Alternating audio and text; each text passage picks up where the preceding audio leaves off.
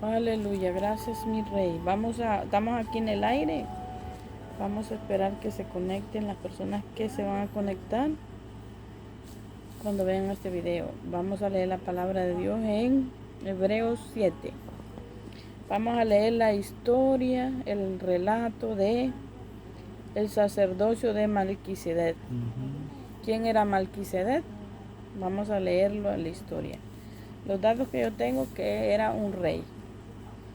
Y era un rey que tenía buenos pensamientos y que actuaba de acuerdo a la voluntad de Dios. Esa es mi historia que yo tengo de Melquisedec. Esa es la historia que vamos a leer y vamos a sacar un resumen general. Y después vamos a ir desglosando la palabra. ¿Leemos la palabra, corazón? Amén. ¿Será bueno que le bajemos o le dejamos así? Ok, está bien así. Vamos a leer la palabra con el permiso del Padre, del Hijo y del Espíritu Santo. Estamos en el capítulo 7 de Hebreos. Iniciamos con el 1. Porque Melquisedec, rey de Salem, sacerdote de Dios Altísimo, que salió a recibir a Abraham, que volvía de la derrota de los reyes, y le bendijo, a quien asimismo dio Abraham los diezmos de todo, a cuyo nombre significa primeramente rey de justicia y también rey de Salem. Este es rey de paz, sin padre y sin madre, sin genealogía, que ni tenía principio de días ni fin de vida, sino hecho semejante al Hijo de Dios, permanece sacerdote para siempre. Considerad pues cuán grande era a quien aún Abraham el patriarca dio diezmo del botín. Ciertamente los que de entre los hijos de Levi recibe el sacerdocio, tiene mandamiento de tomar del pueblo los diezmos según la ley, es decir, de sus hermanos, aún estos también hayan salido de los lomos de Abraham. Pero aquel cuya genealogía no es contada de entre ellos tomó de Abraham los diezmos y bendijo al que tenía las promesas. Y sin discusión alguna, el menor es bendecido por el mayor. Y aquí ciertamente recibe los diezmos hombres mortales, pero allí uno de quien se da testimonio de que vive, y por decirlo así, en Abraham pagó el diezmo también Levi, que recibe los diezmos, porque aún estaba en los lomos de Abraham, de su padre, cuando Melquisedec le salió al encuentro. Si pues la perfección fuera por el sacerdocio levítico dice, ¿verdad? Porque bajo él recibió el pueblo la ley. ¿Qué necesidad habría aún de que se levantase otro sacerdote según el orden de Melquisedec, y que no fuese llamado según el orden de Aarón? Porque cambiando el sacerdocio necesario es que haya también cambio de ley.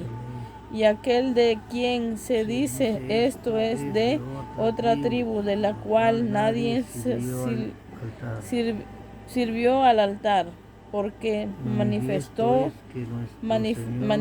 es que nuestro Señor vino de la tribu de Judas, de la cual nada habló Moisés tocando tocante al sacerdocio. Y esto es aún más manifiesto si a semejanza de Melquisedec se levanta un sacerdote distinto, no constituido conforme a la ley del mandamientos acerca de la descendencia, sino según el poder de una vida indestructible, pues se da testimonio de él.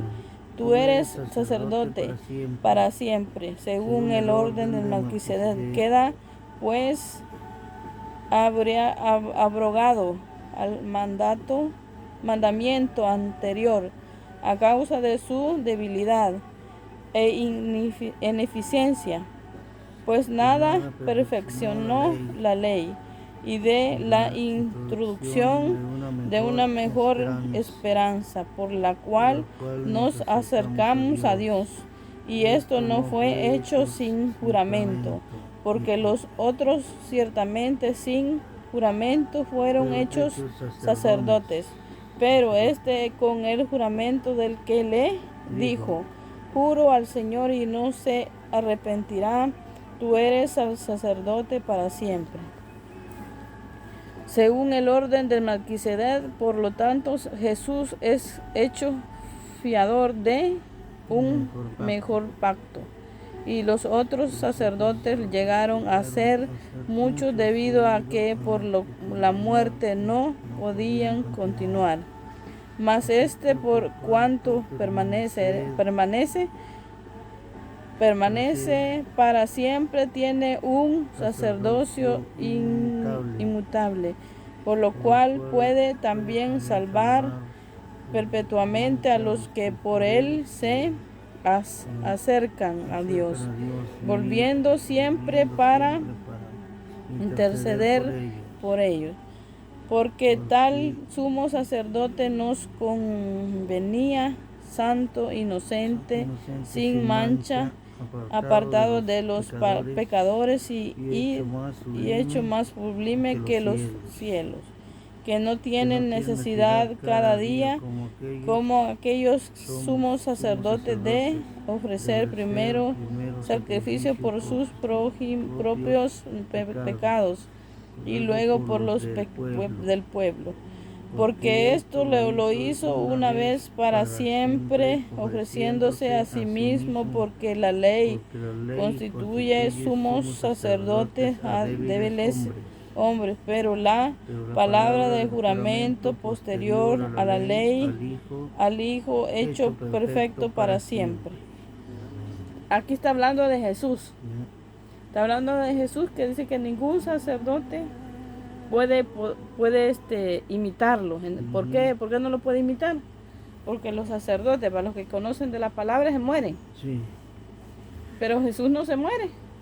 Jesús es sacerdote para siempre. Siempre. Ajá, porque él murió, pero resucitó. Claro. Y lo pudieron tocar después de muerto. Sí. Y él pudo comer con los discípulos. Por eso es un sacerdote para siempre. ¿Verdad? ¿Quiere usted que lo desglosemos o no? Como usted quiera.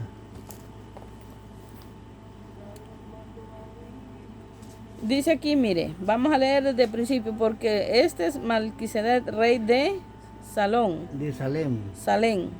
Sacerdote del Dios Altísimo, salió a recibir a Abraham, que volvió de la derrota de los reyes y le bendijo, a quien asimismo dio Abraham los diezmos de todo, a cuyo nombre significa primeramente rey de justicia y también rey de Salem. Esto es rey de paz.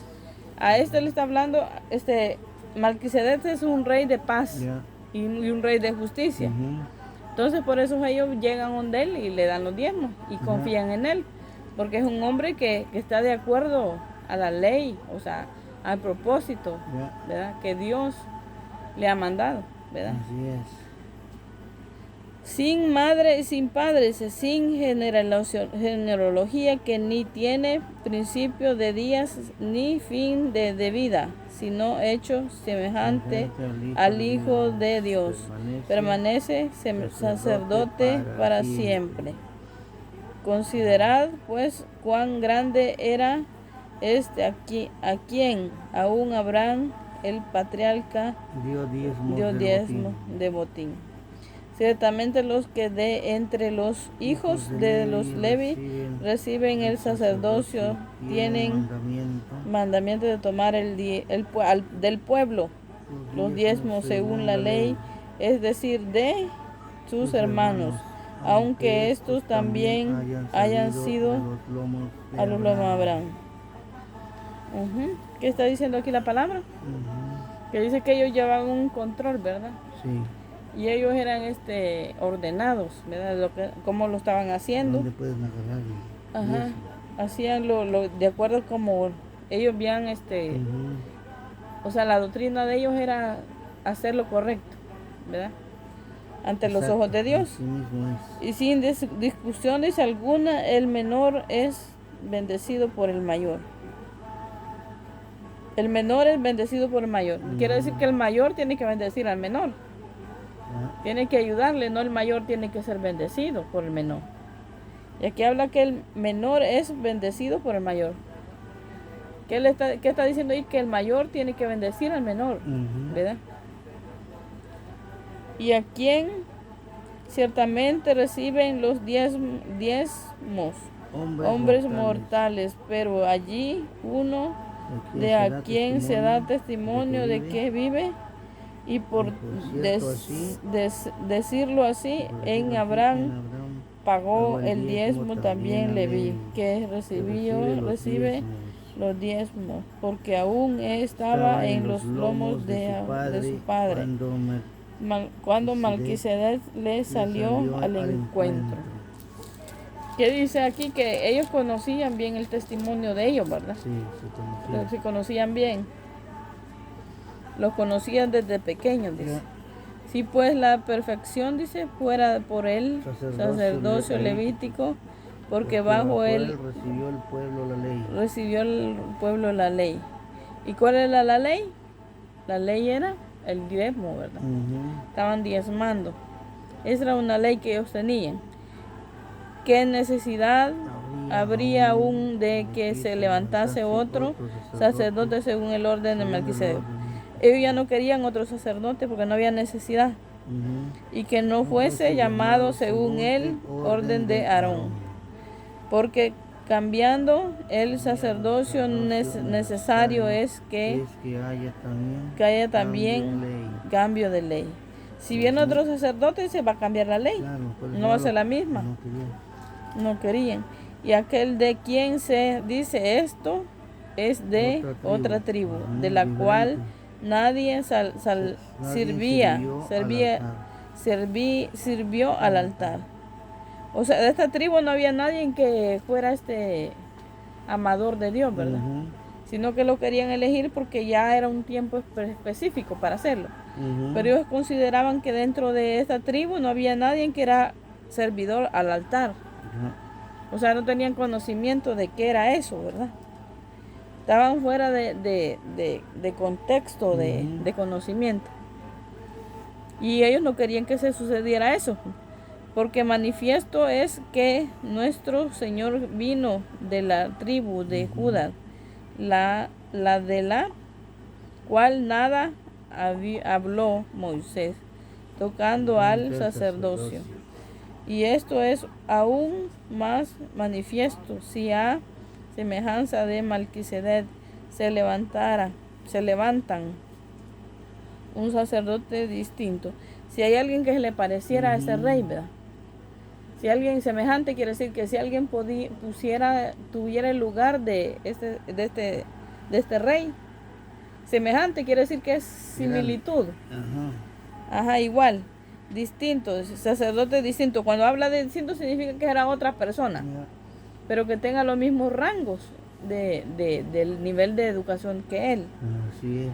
No constituido, dice, conforme a la ley del mandamiento acerca de la descendencia, sino según el poder de una vida instruida, indestructible. ¿Qué está diciendo aquí la palabra? Está diciendo que ellos quieren a alguien como Melquisedec, que es rey, que él no se vence, ¿verdad? Por ningún obstáculo, por ninguna dificultad, y él en vez de dar problemas, da bendiciones.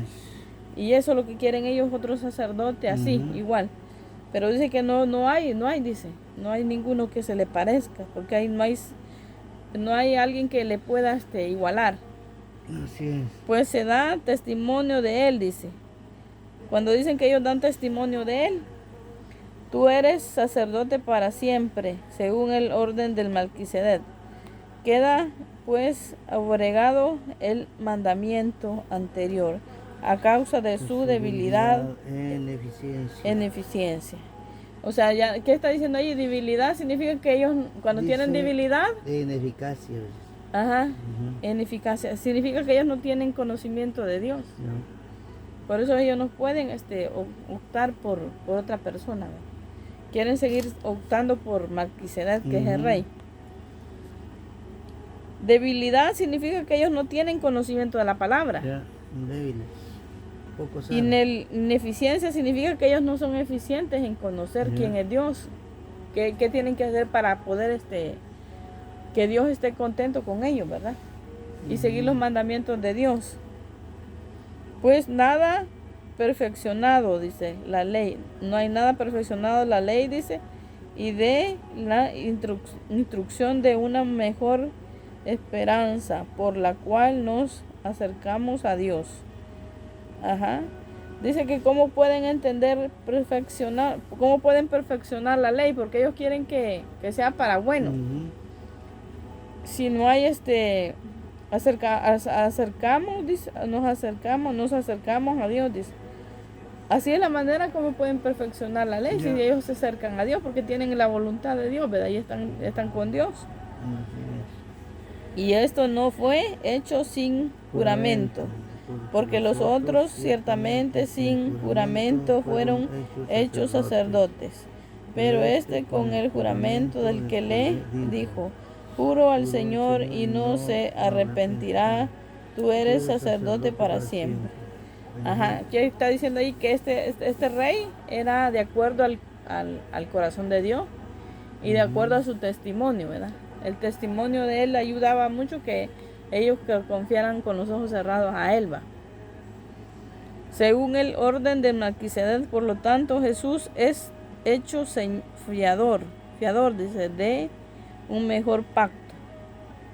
Ajá. Él es cuando dice fiador, significa que él es el que da la sabiduría, ¿verdad?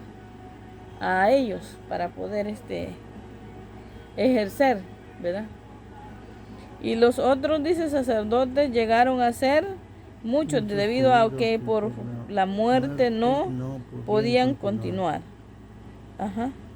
Mas por cuanto permanece para siempre, tiene un sacerdocio inmutable, por lo cual pueden también salvar perpetuamente a los que por él se acercan a Dios, viviendo siempre para interceder por ellos. Ajá. Porque tal como sumo sacerdote nos convenía, santo, inocente, sin mancha, apartado de los pecadores y hecho más sufrible que los cielos, que no tiene necesidad cada día como aquellos sumos sacerdotes de ofrecer primero sacrificio por sus propios pecados y luego por los del pueblo, porque esto lo hizo una vez para siempre, ofreciéndose a sí mismo, porque la ley constituye sumos sacerdotes a débiles hombres, pero la palabra del juramento posterior a la ley y al Hijo hecho perfecto para siempre. Ajá. Significa que aquí no hay en este rey, ¿verdad? Según la información que estamos leyendo aquí, no hay pecado. Así es. Hasta aquí llegamos, corazón. Sí. Ya la leímos. Entonces nosotros podemos ver que dentro del mundo espiritual, ¿verdad? Cuando nosotros nos amamos a Dios, podemos alcanzar la perfección, ¿va? Sí. Podemos hacer la voluntad de Dios como a Dios le agrada. Sí, como Él Y en es que el estemos Rey en de la Reyes. carne, Amén. ¿verdad? Pero somos pocos y contados que logramos ese propósito. Porque aquí dice que hay muchos sacerdotes, pero no todos llenan el requisito, ¿verdad? ¿Verdad? Así es. Entonces Su nombre, nosotros podemos creer en el amor de Dios y podemos creer en las personas. Sí, pero el testimonio también habla mucho, ¿verdad? Ya. Y aquí el testimonio de este rey, sacerdote, era que hablaba por él, ¿verdad? Entonces significa que el testimonio ayuda mucho a que nosotros entendamos quién es la persona, ¿va? Sí. Testimonio y también conocer qué piensa, cómo habla, qué es lo que no le gusta, qué es lo que le gusta, ¿verdad? El acercamiento, nosotros podemos saber quién es la persona, ¿verdad? Así es. Entonces él daba buen testimonio, ¿verdad? Entonces sí podemos alcanzar en cierta manera, ¿verdad? La perfección. Así es. O en la totalidad. Ya. Pero como humanos es rara la persona que lo hace, ¿verdad, corazón? Así es. Casi no hay nadie en que llene el requisito al 100. Pero lo importante es que estamos en proceso, ¿verdad? Así es. De aprendizaje y de conocimiento. Pues sí, es lo mejor. Bueno, que el Señor les bendiga.